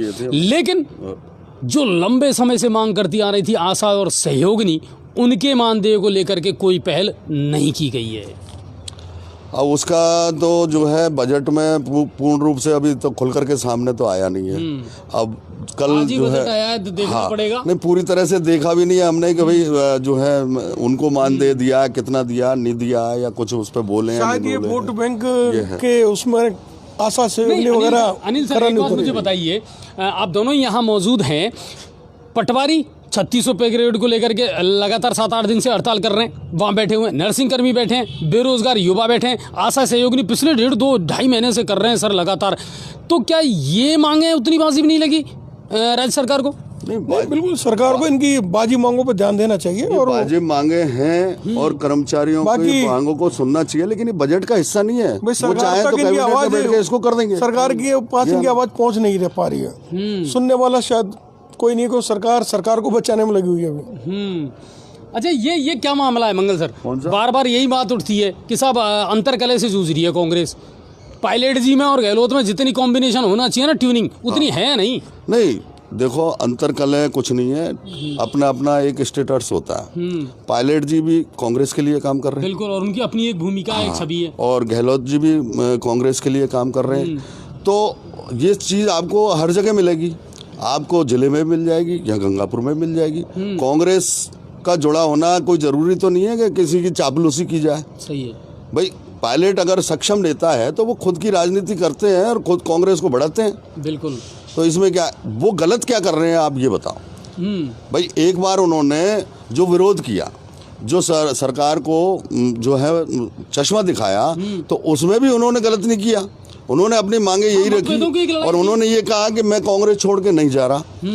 चाहे मीडिया ने, सोशल मीडिया ने खूब जो है कयास लगाए कि ये बीजेपी में जा रहे हैं, वसुंधरा ने जो है वो नाराज हो गई है और फलाना हो गया, और मोदी और शाह से मिल चुके हैं, फलाना। ये मीडिया का काम है। लेकिन गहलोत जी भी कांग्रेस के लिए काम कर रहे हैं और पायलट जी भी काम कांग्रेस के लिए ही कर रहे हैं। तो कांग्रेस का जो सदस्य है वो कांग्रेस के लिए ही काम करेगा, बीजेपी से उसके तालमेल नहीं बैठ सकते। अच्छा, आसपास के क्षेत्र की अगर बात की जाए, देखिए मलारना डूंगर एक तो 33 के भी GSS वहाँ स्वीकृत हो गया और अब सहायक अभियंता वहाँ बैठा करेंगे। महावीर जी उप तहसील से उसको तहसील का दर्जा दे दिया गया है। गुडाचंद्र जी को उप तहसील बना दिया गया है। ये बड़ी खबरें आई हैं। इसके अलावा आप देखिए कि 3 औद्योगिक सेंटर बनाए गए हैं। टोडा भी में भी बनाया गया है, सपोट्रा में भी बनाया गया है। तो ये बड़ी पहल है। अब कुल मिलाकर के ये है कि देखिए सेंटर की तो यहाँ भी मांग थी और आवश्यकता भी थी, और जगह उद्योग मंत्री ने शायद पिछले यहाँ आए थे तो उन्होंने बताया भी था। अब वो हो सकता है कि वो, बाकी मेरे माने कि गंगापुर सिटी की आबादी करीब 2.25 लाख के करीब हो चुकी है। गंगापुर सिटी में आज तक हाउसिंग बोर्ड कॉलोनी नहीं बनी। हाउसिंग बोर्ड कॉलोनी भी आज उन्होंने घोषणा तो करी है कि विभिन्न शहरों में 3000 से ज्यादा। मैं बताऊं आपको, हाउसिंग बोर्ड की कॉलोनी की गंगापुर सिटी में बहुत पहले 98 में जब गहलोत साहब जब CM बने, गहलोत में कांग्रेस की गवर्नमेंट आई, उस समय इस योजना को यहाँ गंगापुर सिटी में लागू किया। लेकिन वो फाइल सिर्फ दफ्तर में ही बंद होकर के और 2003 तक साफ हो गई। एक तो सर जो जगह में मैं बता दूं, नवोदय स्कूल के वहाँ जाट है ना। अच्छा, मुझे कहीं ना कहीं लगता है कि राजस्थान हमेशा इस चीज का शिकार रहा है कि कभी भी एक सरकार ने 10 साल तक शासन किया ही नहीं। गंगापुर को तो ये है ना, बहुत जैसे इन्होंने कहा ना नुकसान झेलना पड़ा। वो पीछे वो नवोदय विद्यालय के जो पास ही जाट बड़ौदा में हाउसिंग बोर्ड, रेलवे कॉलोनी, ये इसी प्रकार से फाइल इसी प्रकार से दब गई जिस प्रकार से गंगापुर सिटी में है ना 85 बीघा जमीन थी ना, जो नगर परिषद के पास थी। 2003 में क्या है, 85 बीघा जमीन कहाँ पर है कोई नहीं बता सकता। दूसरी गवर्नमेंट आ गई तो हमने जमा 2003 में दूसरी आ गई तो 8 तक वो चली, 8 में फिर दूसरी आ गई तो फिर वो चली, और नहीं वो फाइल ही दब गई। फिर आज आम जनता जिन को, गरीब लोगों को सस्ते हो मकान सकता है कुछ कीमती जमीनें थी अपने ही गंगापुर के नागरिकों की रही होगी, उन्होंने भी उस फाइल को और पत्थर रखने का प्रयास। अच्छा, सिंचाई को लेकर के अब बात की जाए, पाचना को लेकर के एक शब्द नहीं बोला। सर आज उन्होंने मैंने एक चीज जरूर बोली, पूर्वी नहर, हाँ, ईस्टर्न कैनाल परियोजना। नहीं, बिल्कुल, मैं आपको इस बारे में बता देता हूं कि एक तो उन्होंने कहा कि जगरबांध करौली उसका जीर्णोद्धार किया जाएगा। पेयजल पे तो बहुत है ना, उसके लिए उन्होंने पैसा दिया है। भद्रावती नदी करौली, उसके लिए 30 करोड़ रुपए अलग से दिए गए हैं उसके हाँ बिल्कुल। इसके अलावा आप ये देखिए, उन्होंने कहा है कि जितने भी हर घर नल परियोजना उसके लिए अलग से 1400 करोड़ रुपए का प्रावधान अलग से किया गया है, और ये कहा है कि हर घर तक नल पहुंचाने की सरकार की प्राथमिकता रहेगी। लेकिन बड़ा मुद्दा जो गहलोत साहब ने छेड़ा है वो है ईस्टर्न कैनाल परियोजना, जिससे 13 जिले जुड़े हुए हैं और प्रधानमंत्री 2 बार इसका वादा कर भी चुके हैं। आज उन्होंने अपनी असमर्थता जताई गहलोत साहब ने, और ये कहा कि जब तक केंद्र हमारे पास में सहयोग नहीं करेगी, है ना, तो इस बारे में क्या कहोगे? नहीं बिल्कुल, अगर वो केंद्र के पास एक बार भेजे तो सही ना रिपोर्ट। अपने आप पर सांसद वगैरह है, सब मिलकर जनप्रतिनिधि विधायक, स्थानीय विधायक हैं, सांसद जरूर नहीं है कि आप लोग एक पार्टी विपरीत है, लेकिन हमारे उद्देश्य तो आम जनता को भलाई करने का है ना। अगर ईस्टर्न कैनाल से जुड़ता है तो हमारी जो किसानों की मांग है, देखिए ये सही बात है, किसानों की मांग वाजिब है। जितना किसान पैदा करता है ना उसको वास्तव में उसका मूल्य नहीं मिलता है। लेकिन मैंने पहले भी आपको एक बार बोला था कि अगर हमारे यहाँ पर जमीन को अगर पीने को कृषि के लिए पानी मिल जाए तो हमारे किसान खुद आत्मनिर्भर हो जाए ना, तो पर किसी से कर्ज क्यों मांगेगा भाई। आज हमारा 80% 70% आबादी आपके ये 25 सांसद कर क्या रहे हैं? नहीं, अरे तो 25 सांसद मैं यही तो कह रहा हूँ ना कि हमारे में एक बहुत बच्ची पश्चिम राजस्थान के जो है ना, देखो पश्चिम राजस्थान के विधायक पश्चिम राजस्थान के सांसद, आप ये देख लीजिएगा वहाँ पर जो राजनीति होती है ना वो विकास के लिए होती है। वहाँ पर कभी भी किसी कर्मचारी को इधर टांग खिंचाई नहीं होती। आप देख लीजिए आज से 20 साल पहले भी वहाँ की गांवों की रोड पक्की मिलेगी, वहाँ पर हर गांव में लाइट हो। वो पश्चिम के राजस्थान के जो है ना नेता वो वास्तव में राजनीति अपने लिए नहीं करके जनता के लिए करते हैं। हमारे यहाँ के जो राजनीतिक हैं वो आपस में एक दूसरे को, और दूसरा क्या है, ये मान लीजिए कि थोड़ा बहुत हमारे यहाँ पर जातिवाद भी कुछ बिल्कुल ज़्यादा है। अच्छा, एक चीज़ और निकल करके सामने आई है, और वो ये निकल करके आई है, एक अच्छी योजना ये आई कि एएसपी कार्यालय बामनवास घोषित कर दिया, और एडिशनल अब वहाँ पर जैसे क्राइम को बहुत कुछ जो है सपोर्टिंग मिलेगी। नहीं था, लेकिन फिर भी अगर नहीं तो बहुत अच्छी चीज है। नहीं, अब वहाँ से आपने नगर पालिका तो छीन ली, एडिशनल बैठेगा, डिप्टी अलग, सपोर्टरा से छीन ली, बामनवास से छीन ली, अब वहाँ एएसपी कार्यालय बन जाए तो कम से कम एक डिवाइडेशन तो हो जाएगा, बहुत अच्छा होगा, एक व्यक्ति पे बर्बाद नहीं आएगा। हाँ, ये सब डिवीजन थोड़ी फोर्स वहाँ पर थोड़ी और ज्यादा डिप्टी बैठेगा, एडिशनल बैठेंगे तो पहले बैठते थे, अभी जी है वहाँ, लेकिन अब वहाँ एडिशनल बैठने लग जाएंगे। ये बड़ी बात थी। अब बात करते हैं, हाँ नहीं बिल्कुल ये अच्छी घोषणा थी। अब बात करते हैं, बहुत छोटे छोटे बिंदुओं को भी गहलोत साहब ने कहीं ना कहीं छुआ है, और छूने का मतलब ये है कि उन्होंने ये भी कहा अपने बजट भाषण में लास्ट टाइम कि बहुत सारे विधायक जो हैं उन्होंने अपने अपने क्षेत्र की रिक्वायरमेंट मुझे भेजी है, लेकिन आप बेफिक्र रहें, आने वाले समय में एक एक करके इनको दूर किया जाएगा। बिल्कुल किया जाएगा। हाँ। जो उन्होंने बजट पेश किया है ना वो मतलब सर्वविदित है, उसमें सब कुछ है। अब किस विधायक को क्या चाहिए उसी में से निकाल के दे देंगे वो। बिल्कुल बिल्कुल, आप समझ रहे हो कोई चीज को। अब कृषि, अब ये पेयजल और जल संरक्षण पे भी मैं कुछ कहना चाहता हूँ कि जैसे इन्होंने बहुत अच्छा काम किया है, हर प्रत्येक जो है योजना को पैसा दिया है उसमें, और जल जैसे भद्रावती जो है करौली की है। मैं ये कह रहा हूँ कि गहलोत साहब को छोटे छोटे तालाब और बांधों को भी उनके सोर्स जो मार्ग अवरुद्ध हो गए और वो सूखे रह जाते हैं, अगर वो भरेंगे, नहीं कोई भी एक एग्जाम्पल, नहीं उन्होंने बामनवास का भी जिक्र करा था तो हाँ किया है, तो उनको भाई अगर वो सोर्स हो, रास्ते अगर खुले रहेंगे तो पानी पहुंचेगा, और पानी पहुंचेगा तो पानी क्षेत्र में रिचार्ज होगा, तो उससे बहुत फायदा मिलेगा कृषि को भी, पेयजल को भी। तो उस पर ध्यान दिया जाए। ये छोटे जो अधिकारी है, मैं फिर कह रहा हूँ, ये गलत रिपोर्ट पेश करते हैं, गलत जो सही तथ्य पेश नहीं करते। चाहे वो संपर्क पोर्टल हो, चाहे कोई सा भी जो है शिकायत हो, आप ऑनलाइन करिए या संपर्क पोर्टल पे करिए या और किसी माध्यम से करिए। आपको प्रशासन को पागल बनाने के सिवाय कुछ नहीं करते। आम आदमी उसमें पिस के रह जाता है। आप तो शायद इनको मालूम नहीं है, लेकिन हालांकि मैं सरकार की नहीं कह रहा, लेकिन आपको मालूम हो तो आप एक मुख्यमंत्री जी ने भी शायद एक बहुत बड़े नेता को झूठ बोल दिया था। अच्छा, अब बात करें स्थानीय निकायों की और सड़कों की। सड़कों को लेकर के ज़्यादा कुछ बड़ी घोषणाएं हुई नहीं है, हालांकि उन्होंने कहा कि साहब नहीं उनके लिए किया है, लेकिन मैं आपको बता दूं, अगर सड़कों की बात की जाए तो अब नगर परिषद क्षेत्र में उन्होंने कहा कि 20 किलोमीटर तक की सड़कें बनाने के लिए आपको पैसा दिया जाएगा, बजट दिया जाएगा। नहीं लगता ऊँट के मुंह में जीरा है? निकायों को तो कम से कम ज़्यादा बजट देने की आवश्यकता थी इस बार। 20 किलोमीटर का दायरा कम थोड़ी होता है, और अगर ज़्यादा नहीं, हाँ 20 किलोमीटर का दायरा कम नहीं होता, और इससे ज़्यादा रिक्वायरमेंट है तो बोर्ड प्रस्ताव बना के देगा, वो भी पास होगा वहाँ से, कोई वो दिक्कत थोड़ी होगी।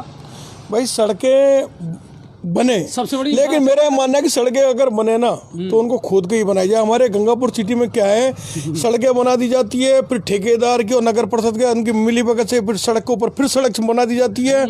इस कारण क्या होता है कि जो मकान वगैरह वो नीचे होते जा रहे हैं, इसमें बाकी सड़कें जो बने तो खुदाई करके बनाई जाए। आपको मैं बता दूं, नया बाजार से और मस्जिद तक एक रोड बननी थी, तो नया बाजार की सड़क नीचे है और उधर की सड़क थोड़ी सी ऊंची थी, और उसी सड़क पे ठेकेदार जो है कार्य कर रहा था, तो हमने उसको रोक दिया। रोकने के बाद हमने नियम निकाला, नियम की कॉपी लेकर के एसडीएम से मिले और उसको काम को रुकवाया। कहने का मतलब ये है कि सड़क के ऊपर सड़क ठेकेदार निर्माण नहीं कर सकता, ठीक है, उसको यथास्थिति में ला करके ही सड़क मैंडेट तो ढंग से हो, कम से कम जनप्रतिनिधि स्वायत्त शासन विभाग के नियम में। बाकी लोग बाद में आना बोलते नहीं, चाहे मेंबर हो चाहे कोई हो। अच्छा, पर्यटन को लेकर के भी बड़ी पहल करते हुए उन्होंने कहा कि साहब कोरोना काल में सबसे ज्यादा जो है ना वो पर्यटन विभाग जो है वो इफेक्टिव हुआ है। अपने यहाँ से दो चीजें उन्होंने सेलेक्ट की है, एक तो करौली में महावीर जी, उसके लिए उन्होंने पैसा दिया है, और दूसरी बात माधोपुर में चमत्कारी जी का कोई मंदिर है, उसके लिए भी उन्होंने अलग से कि इसको पर्यटन के रूप में विकसित किया जाएगा। मगर हमारे धुंधेश्वर की तो लाइट ही कटी पड़ी है। इसमें दूसरा कारण ये कि देखिए, चमत्कार जी मंदिर हो और ये महावीर जी मंदिर हो, ये बड़े आस्था के केंद्र है। और महावीर जी तो दूसरा क्या है कि ये जैन समाज के दोनों ही आस्था केंद्र है, लेकिन है ना पूरे विश्व का वो बिल्कुल। और मेरा मानना है कि धुंधेश्वर अपने गंगापुर सिटी में तो अपने घूमने के लिए केवल ये ही है। नहीं, गंगापुर सिटी नहीं साहब, धुंधेश्वर को पिछली बार जैसे पूर्व विधायक 2,90,00,000 रुपए के 3 करोड़ के आसपास लाए, तो मैं ये उम्मीद करता हूं कि हमारे मतलब जो जनप्रतिनिधि अभी और इसमें जो है पैसा लेके आए और इसको विकास में बिजली कनेक्शन ही कटा पड़ा है। कटा पड़ा है तो वो तो अब भाई पब्लिक जब निवेदन करेगी, उनसे जो है उनकी निगाह में लाए, उनकी जानकारी में लाए, तभी तो वो काम को होगा। बस ये है ना कि अब उनकी जानकारी में ही नहीं है तो वो क्या मानना है कि शुरू से हमारे कोई भी प्रतिनिधि हो, चाहे मेंबर हो, चाहे एमएलए हो, चाहे सांसद हो, समाज इवन मैं सांसद के बोल रहा हूँ, ये लोग जब तक आम जनता का ध्यान रखने की नहीं सोचेंगे, केवल ये सोचेंगे मैं मेरी जाति का ज़्यादा सोचेंगे, तो वो शायद हम लोगों को ये देखना पड़ेगा। कुल मिलाकर के है कि दोस्तों डिबेट बहुत शानदार चल रही है, बहुत सारी चीज़ें हैं, तो शेयर लगातार आप करते रहें। जितनी ज़्यादा शेयर आप करेंगे बहुत अच्छा रहेगा, ताकि लोगों तक ये खबरें पहुँच पाए। एक बड़ी पहल उन्होंने की है, 200 कृषि संकाय विद्यालय, एग्रीकल्चर को उन्होंने प्रमोट करने के लिए।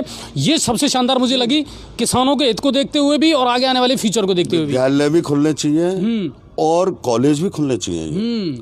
मतलब अपने क्षेत्र में वास्तव में ही जो है एग्रीकल्चर कृषि महाविद्यालय की बहुत ही आवश्यकता है। अच्छा, एक चीज़ पहले चलती थी ग्रामीण रोडवेज बसें, है ना, ढाणी से ढाणी को, गांवों से गांवों को जोड़ती थी। भाजपा सरकार ने उसको बंद कर दिया।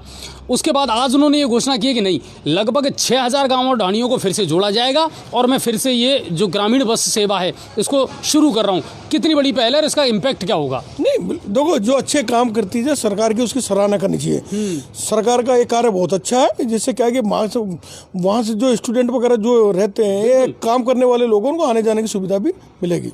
अच्छा, ये अच्छी पहल है, बहुत अच्छी पहल है ये। और इस समय तो पब्लिक इस बात से परेशान है कि केंद्र ने सारी जो है मतलब दूर दराज से, जैसे कोटा से भी कोई आ रहा है, माधोपुर से भी पढ़ने यहाँ बच्चे या कोई यात्री जाता है, तो सबको जो है स्पेशल ट्रेन के रूप में घोषित कर रखा है। बिल्कुल, कोई भी पैसेंजर ट्रेन नहीं है, कोई भी जो है शटल ट्रेन नहीं है।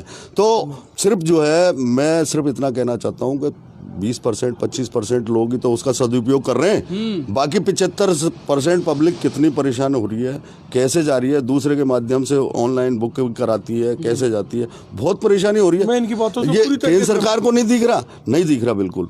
ये बिल्कुल हठधर्मी है। किसानों का आंदोलन इतने जबरदस्त तरीके से हो रहा है कि भाई कानून को अभी रोक दो या वापस ले लो, दोबारा लागू कर देना आप उसमें बहस करा के, लेकिन वो भी नहीं दिख रहा। उसमें तो देखो मंगल सर, मेरे ख्याल से कहीं ना कहीं मिसअंडरस्टैंडिंग है जब केंद्र ये कह रहा है कि आपके जच्चे तो लागू करो, नहीं मत करो, है ना। उसने कई सारे ऑप्शन आपको दिए हैं। दूसरी बात, हाँ, राज्यों को ऑप्शन दिए हैं उन्होंने, थप्पड़ देके राज्य से करा लिया जाएंगे। तो कुल मिलाकर के ये है, ऐसा नहीं होता, ये कोई तानाशाही नहीं है, ये लोकतंत्र है और ये मुद्दा अलग है। बिल्कुल नहीं, ये मुद्दा जब बहुमत में फुल प्लेस होता है ना, तो तानाशाही चलती है। अगर यही जो है मोदी 270 पे टिका होता ना, तो उसको पता चल जाता गवर्नमेंट कैसे चलाते हैं, संसद को कैसे चलाया जाता है, अल्पमत में होता। तो चलिए अब बात करते हैं अगली चीज़ों की, और बात ये करते हैं कि बहुत कुछ ओवरऑल हर पहलू को छूने का प्रयास किया है गहलोत साहब ने और बहुत कुछ देने का प्रयास किया है। अब सबसे बड़ा मुद्दा तो ये है साहब कि आने वाले दिनों में इन चीज़ों को लेकर के बजट तो कहाँ से आएगा, और सबसे बड़ी बात क्या होती है, करप्शन की। सरकार ने तो बना दी पॉलिसी, सरकार ने पैसा भी दे दिया, लेकिन इन फील्ड वो चीजें एग्जीक्यूट हो पाती है कि नहीं हो पाती धरातल पर, वो बड़ा मुद्दा है। वही मैंने फोकस किया जी, करप्शन पे रोक लगनी चाहिए। आज भी एसीबी की कार्रवाई कहीं लगातार छोटी छोटी जगह पे हो रही है। बिल्कुल, लोगों को 50,000 और 60,000 और 1-1 लाख रुपए पेमेंट मिलने के बाद 2-2 500 रुपए पे वो ट्रैप हो रहे हैं। कितनी मतलब जो है शर्म करने वाली बात है ये। दूसरी बात ये है कि भाई जो कर का हिसाब है वो तो गवर्नमेंट सोचेगी कि कहाँ से कलेक्ट करना है, किस ओर से लेना है, कैसे जो है पेड़ में से छील करके निकालना है। सबसे बड़ी व्यापारियों की ये बात हुई कि किसी प्रकार का कोई टैक्स नहीं लगाया। टैक्स नहीं लगा। हाँ, ये एक मैं ये बहुत बड़ी बात मानता हूँ। हम सोच रहे थे उन्होंने नहीं लगाया, व्यापारियों में ये डर था कि कोई सेस मंडियों का मेरे ख्याल से 2% कम और किया है, कम तो किया है। पहले ही कर दिया वो बजट से पहले ही शायद। लेकिन ये व्यापारियों को भय था कि कोई शेष नहीं लगा दे, कोई कर नहीं लगा दे। हो सकता है कोरोना काल से जो है इनकम तो करनी पड़ेगी। हाँ, सरकार जो है संकट से जूझ रही है, लेकिन बहुत ही है जो है व्यापारियों के लिए। नहीं, अभी तो इस पर बहस होगी, उसके बाद में फिर कहने का सप्लीमेंट्री भी, हाँ नहीं बिल्कुल सप्लीमेंट्री भी होगा और बहुत सारे उतार चढ़ाव और देखने को इसमें मिलेंगे। लेकिन सबसे बड़ी राहत की बात यह है कि सरकार ने कोई नया टैक्स नहीं लगाया है, लोगों को राहत देने का प्रयास तो किया है, लेकिन आपके खजाने में पैसा कितना है और आप खर्च कितना करोगे, ये देखने वाली बात जरूर होगी। स्कूलों को बहुत कुछ मिला है, निकायों को जितनी उम्मीद थी उतना पैसा मिल नहीं पाया है। ये बड़ा मुद्दा जरूर है, क्योंकि सारे निकायों में नए चुनाव हुए हैं, नए सभापति बैठे हैं। अब वो अपना विकास, अपने शहरों का विकास करेंगे कैसे, ये देखना एक दिलचस्प बात होगी। अब बात आप कर रहे हैं कि आपने 1000 बेरोजगारी भत्ता बढ़ा दिया, लेकिन समस्या तो ये है साहब कि पिछले फरवरी माह के बाद से आपने बेरोजगारों को भत्ता दिया ही नहीं है। 1000 आपने बढ़ा तो दिया, लेकिन कम से कम वो दे तो सही आप, तब वो चीजें नजर आए। अच्छा, कर्मचारियों का जो 15 दिन का पैसा, हाँ वो वापस रिलीज कर दिया है ना। लेकिन अब मुझे ये बताइए, पूरे इसमें ओवरऑल ग्राम पंचायतों को पैसा कहाँ मिला? 1 साल से सरपंच तो रो रहे हैं कि हमें तो बजट मिल ही नहीं रहा। नहीं, हर प्रत्येक योजना में मिलेगा ना। आप नहीं, इनके पास ये बहाना ये बता ही नहीं सर, नहीं सर, ये इनको कृषि के लिए आएगा, तालाब के लिए आएगा, स्कूल के लिए आएगा, तो किसके माध्यम से आएगा? नहीं, आपने सरपंच बना, आप मुझे ये बताओ, आपने सरपंच बना दिया, ताला लगा के चाबी, वो कहता ना कि तुझे दिल में बंद कर लूं, दरिया में फेंक दूं चाबी, वही वाला सूल हुआ कि मैंने आपने ताला तो लगा दिया, चाबी मैंने दरिया में फेंक दी। अब तू करवा, विकास कैसे करवाएगा? तो सरपंच कैसे करें? ग्राम पंचायत तो बजट ही नहीं आ रहा। पंचायत ये है कि बहुत से जो कार्य हैं, जैसे कोई रोड बनाना है तो ग्राम पंचायत अपने स्तर पे बनाती है उसको। एक तो पीडब्ल्यूडी एजेंसी दे दिया एक ग्राम पंचायत को, तो उसको काम मिल गया। एक जो है मतलब, तो इस तरह से इस पैसे को रोड के लिए बजट डायरेक्ट आप समझे नहीं। आप पैसा तो गवर्नमेंट देगी ना, वही जो भी डिपार्टमेंट है वो देगा। कृषि डिपार्टमेंट में किसी देगी, वो ग्राम नहीं, बिल्कुल सही कह रहा हूँ मैं, ग्राम, और ऐसे ही देना चाहिए। ये थोड़ी है कि किसी भी सरपंच के खाते में 5 करोड़ रुपए जमा करा दिए और आप कराओ विकास, वो तरीका सही नहीं है। नहीं, पर ग्रामीण विकास मंत्रालय का अपना एक बजट होता है कि मैंने सरपंचों को इतना दे दिया, भाई मुझे ग्राम पंचायत, प्रत्येक ग्राम पंचायत को विकास कामों के लिए मैं इतना बजट दे रहा हूँ, उसका कहीं उल्लेख नहीं हुआ है। रिक्वायरमेंट कीजिए ना भाई, जब ग्राम खुद आप प्रस्ताव बना के ग्राम पंचायत से उन प्रस्तावों को विभिन्न डिपार्टमेंटों में भेजिए। अब वो पास होंगे तो वो पैसा कहाँ जाएगा? ग्राम पंचायत ही कराएगी ना। बात तो पैसे से डेवलपमेंट की है ना। अब उस पैसे को कैसे दे रहे हैं अपन, कैसे देंगे, वो वही बात है सर कि चेहरा तो है पर नकाब जरूर ढक रखा है, उस पे अब दिखेगा क्या ये हमें नहीं पता। ये कहने में असमर्थ है, हालांकि प्रयास पूरा किया हुआ, लेकिन ये बात सही है कि जो ग्राम पंचायत हुई या स्थानीय निकाय हुए, वास्तव में बिल्कुल नहीं मिला। और अगर इनको नहीं मिलेगा तो वास्तव में तो ग्रामों में काम हो पाएगा ना शहरों में हो पाएगा। 80 लाख रुपए की हमारे जो है करौली रोड से और गांव तक में एक रोड बनी है। 80 लाख रुपए ग्राम पंचायत ने, सरपंच ने काम कराया उस पर। तो नहीं, वास्तविकता ये है, देखिए सर मैं आपको बताऊं कि हम लगातार है ना हमारे सरपंचों से संपर्क में रहते हैं, जिनके पास अगर पिछला कोई बजट है तो उसने कर लिया। एनएफएस से जो पैसा सेंटर का आया था 7-8 लाख रुपए, वही किया है, वो अब तक चला था। उसके बाद हो गए ना, इन्होंने जो ऐतराज किया था उस पर, और तो उस हिसाब से बजट भी देंगे भाई। उन्होंने वापस तो ले ली वो घोषणा कि भाई जो इनके जो लैप्स कर दिए थे कि भाई डायरेक्ट नहीं देंगे, तो डायरेक्ट भी दिया जाएगा। अच्छा, रसोई को क्या मिला, आम गृहिणी को क्या मिला? नहीं, बाकी देखिए अभी इसको पूरे, ये तो मतलब जितना मैंने बजट का एनालिसिस किया ना, मुझे लगा कि शायद ऊपर तो बहुत कुछ मिला, लेकिन डीपली अगर घुसा जाए तो शायद है ना, रसोई सुनी रही। हाँ, रसोई सुनी रही। दूसरी बात कि कहीं अपना दर्द है ना उन्होंने खुल के बताया नहीं कि सर मेरे पास दामन में है नहीं। देखिए बिजली, पहले सोच रहे थे बिजली के बिल माफ होंगे, कुछ नहीं हुआ, वो नहीं हुआ। सरकार कई प्रकार के, बिजली ही महंगी है, आज पेट्रोल डीजल सब महंगे हैं, गैस महंगी है, सरकार से उम्मीद की जाती है सरकार अपना बैठ, मान लो मैं फिर पहले भी कह रहा हूँ, अगर कोई गलती कर रहा है तो हम गलती क्यों करें? अगर वो लोग, हम लोग थोड़ा जितना जनता को फायदा पहुंचा सकते हैं पहुंचाना चाहिए। आज और केंद्र सरकार को भेजना चाहिए। चलिए कुल मिलाकर के ये है मतलब इकट्ठा कि कर नहीं, करके। कुल मिलाकर के ये है कि बेकली बेखुदी बेबसी दे गया और न जाने कितने तजुर्बे अजनबी दे गया।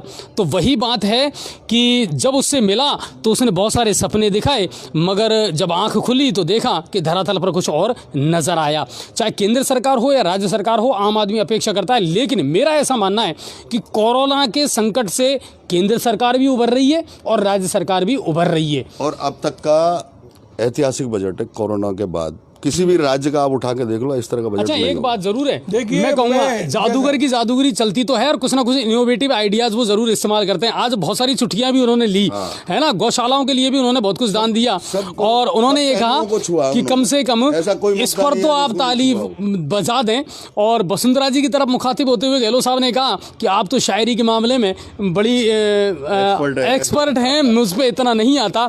और उन्होंने एक चीज़ और कही कि जब वसुंधरा जी ने बजट पेश किया था तो एक बार भी पानी नहीं पिया, मैंने 7 बार पानी पिया, लेकिन मैं पानी पी करके आपको कोसूंगा नहीं। और हर बात को उन्होंने, लेकिन कुल मिलाकर के यह है बहुत बुद्धिजीवी, बहुत कुशाग्र और बहुत सशक्त राजनीतिज्ञ हैं जादूगर। अशोक गहलोत। हाँ, नहीं, इसमें कोई दो राय नहीं कि वो जादूगर तो है ही है। अगर आज जादूगर नहीं होते तो शायद हो सकता है कि मुख्यमंत्री की गद्दी पर कोई जादूगर मुख्यमंत्री की गद्दी पर कोई और आसीन होता। 1980 के दशक से वो राजनीति में है। छात्र संघर्ष के टाइम छात्र से, संघर्ष बिल्कुल, बिल्कुल। तो 40 साल 45 साल उनको अपने राजनीतिक जीवन में हो गए। तो और विपक्ष तीन से बार नहीं, विपक्ष से उन्होंने सीएम रह लिए। विपक्ष से उन्होंने एक बात कही है कि अभी तो आगे आगे देखिए होता क्या है, ये जादूगर की जादूगरी का शुरुआत है, अभी तो आगे देखिए कि क्या होता है। लेकिन कुल मिलाकर के हम इतना ही कहेंगे कि देश की या प्रदेश की फिजा तो बदले सर, आम आदमी की जिंदगी पटरी पर लौटे। और बिजली के बिलों को लेकर के जो राहत दी है, एक तो ये अच्छी लगी कि साहब 2 महीने में कर दिया। आम आदमी की ये मांग थी कि साहब हर महीने जो स्थायी शुल्क लग रहा था, मीटर चार्ज लग रहा था, 2 महीने का हो गया, बहुत ही नगरीय अच्छा कर लग रहा है, उसके- पता नहीं कितने नहीं, प्रकार के कर देखो लगे हुए सबसे बड़ी बात यह है कि पब्लिक की डिमांड थी कि 2 महीने किए जाए, लेकिन अब उस पब्लिक को डिमांड को मानना चाहिए ना। नहीं, मेरे मानना है पब्लिक की जो- आवाज को मानना चाहिए, कोई भी भाई, सरकार हो। मेरा कहने का ये मतलब डिमांड है कि सरकार बिजली का बिल जो भी ले रही है, अगर उनकी एक तो रेट पूरे भारत में सबसे ज्यादा महंगी बिजली है राजस्थान में, इसके अलावा आप बिजली का आप जो मीटर लगा रहे हो उसके एक बार में बिजली के मीटर की जो भी कीमत है सरकार वसूल कर ले, उसके अलावा कोई कर वगैरह ना लगाए, केवल जो बिजली जितना अजय आदमी जी, इसमें लोचा तो है, अजय जी, इसमें लोचा तो है। नहीं मेरे ना आदमी अजय जी, उतने मैं भी बताऊं इसको कि इसमें सरकार का कोई दोष नहीं है, डिपार्टमेंटली जनता का दोष है, केवल नहीं सरकार को दोष नहीं, डिपार्टमेंट दोष है इसमें। मेरे 2014 का, आज से 7 साल पहले का ऑडिट ने सिर्फ ये लेके भेज दिया कि 2550 रुपये जमा कराइए। अब 2550 रुपये बिल में ऑडिट, मैंने जाके पूछा कि साहब ऑडिट ने भेजा है, ये आपकी कोई बिजली बंद रही होगी उस समय। तो एक व्यापारी आदमी हूँ मैं, मेरे पास इतना टाइम और समय कहाँ है कि मैं मतलब विभाग के चक्कर लगाऊं। तो एक बार तो पड़ोसियों ने एक के आए थे 3500 रुपये उसे वो जमा कराया आया, और भी आए तो वो सारे जमा कराए, मतलब इस तरह से। लेकिन मेरा मन नहीं माना, क्योंकि हम तो लड़ने वाले आदमी हैं। तो मैंने जो है अपने डॉक्यूमेंट्स खोजे और निकाल करके नहीं, और मैंने डिपार्टमेंट को दे दिए। मैं कि आप किस हिसाब से मांग रहे हो, अभी तो मेरे 700-800 रुपये मेरे निकलते हैं ऑडिट से, आप डिमांड करिए कि साहब ये तो ऐसे तो कैसे होगा, सेटलमेंट में डाल दीजिए। सेटलमेंट में डालो, फैसला आपको करना है। आखिर में फैसला ये हुआ कि हमारे वो हटा दिया उन्होंने, उसको ख़त्म कर दिया कि आपके गलत लग गए। तो सवाल ये है कि ये डिपार्टमेंट जो अन्य तरीके से बिलिंग में लगा करके भेजते हैं, पब्लिक में इतनी हिम्मत नहीं है कि उस पर लड़ सके। जो ये कह रहे हैं वो सही है। मेरा दूसरा कह रहा हूँ, मैं कहने का हर मतलब public ये में नहीं है है इतनी हिम्मत। कि जनता जितनी बिजली खर्च कर रही है ईमानदार से, अगर मैं 100 यूनिट खर्च कर रहा हूँ तो मुझे 100 यूनिट का ही बिल आए, लेकिन मेरे पास बिजली का, पानी का, नगरीय कर, 20-30 प्रकार के जो कर लग के आ रहे हैं ना, इंक्लूड कर दो। वो कर लग कर अच्छा, नहीं है। इसको लेकर के मुझे बिजली के नहीं, बिल्कुल आपने सही बात कही है। और इसको लेकर के मुझे लगता है कि कहीं ना कहीं 2030 को ध्यान में रखते हुए एक पॉलिसी भी आज उन्होंने बनाई है कि मैं नई बिजली विद्युत पॉलिसी जो है वो उसकी घोषणा कर रहा हूं कि इन चीजों को अब हम ध्यान देना पड़ेगा हमको कि हम नई विद्युत पॉलिसी कैसे बना सकते हैं और क्या राहत दे सकते हैं बिजली के बिलों को लेकर के। आप देखिए, मैंने अभी 2-3 दिन पहले मीडिया में, उत्पादन में कोई राजस्थान कम थोड़ी है। सुनो, 2-3 दिन पहले मैंने मीडिया में एक चीज पढ़ी है कि सिर्फ जयपुर विद्युत वितरण निगम ऐसा है जो हर महीने बिल भेजता है,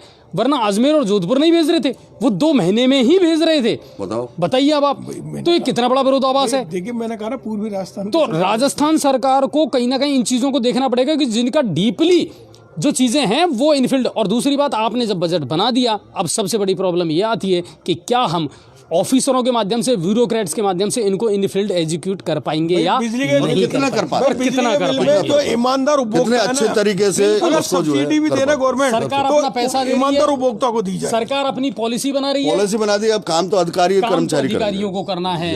तो कुल मिलाकर के ये है कि आम जनता से हमारा यही कहना है, देखिए सरकार को अपना जो पिटारा खोलना था वो खोल दिया, जादूगर को जो अपनी जादूगरी दिखानी थी वो जादूगर ने दिखा दी। अब कितनी राहत आने वाले समय में मिलेगी ये देखना ज़रूर पड़ेगा। हालांकि अभी बजट पर चर्चा होगी, बहस होगी, बहुत सारी पूरक मांगें जो हैं वो भी इसमें जोड़ी जाएंगी। तो ये होता है, केंद्र का बजट हो या राज्य सरकार का बजट हो, सप्लीमेंट्री, दोनों ही आना हाँ बिल्कुल वो होता है इनका। तो वो देखना पड़ेगा कितनी राहत लोगों को मिलती है। मगर मैं इतना कहूँगा सर कि कोरोना के बाद में देश की अर्थव्यवस्था जो है इतनी तेज़ी से पटरी पर लौटेगी ये किसी ने सोचा भी नहीं था। भारत अर्थव्यवस्था के मामले में अभी भी बहुत मजबूत स्थिति में है। अब यही है कि आम आदमी के दर्द को, चाहे वो केंद्र सरकार हो चाहे राज्य सरकार हो, समझना पड़ेगा। अच्छा, आज के बजट को 10 में से कितने पॉइंट देते हैं as a civilian, not as a politician?